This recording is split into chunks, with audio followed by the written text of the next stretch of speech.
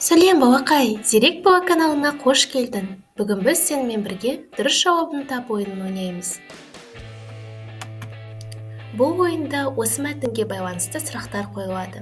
Сен алдымен мәтінді дұрыстап оқып алып және түсінуге тырыс, содан кейін сұрақтарға жауап бер.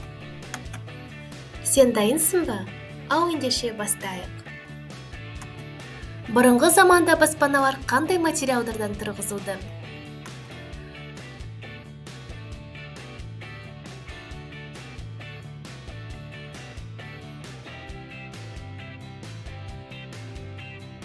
Дұрыс жауабы бұтақтардан, қамыстан, саз-балшықтан. Неліктен уақыт өте келе құрылыс саласы өзгерді?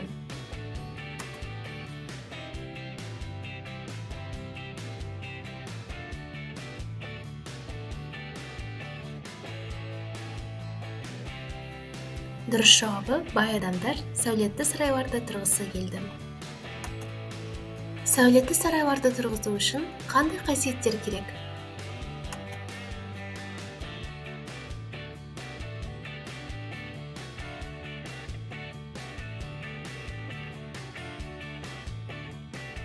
Дұрыс жауабы шеберлік пен терең білім.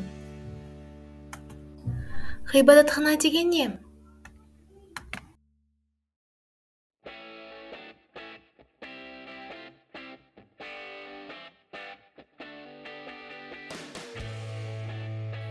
Дұрыс жауабы Құдайға құлшылық ететін орын.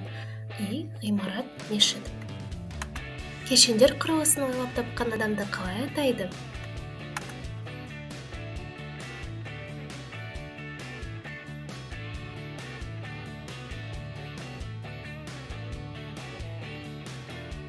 Дұрыс жауабы сәулетші.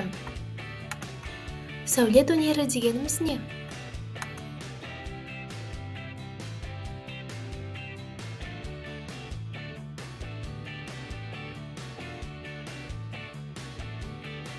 Дұрыс жауабы адамдардың әдемі және ыңғайлы өмір сүруіне арналған өнер. Жарайсың, балақай, сен бүгін сұрақтарға дұрыс жауап беруге тырыстың. Балақай, саған менімен бірге оқыған ұнаса, каналымызға тіркел. Келесі видеода көріскенше.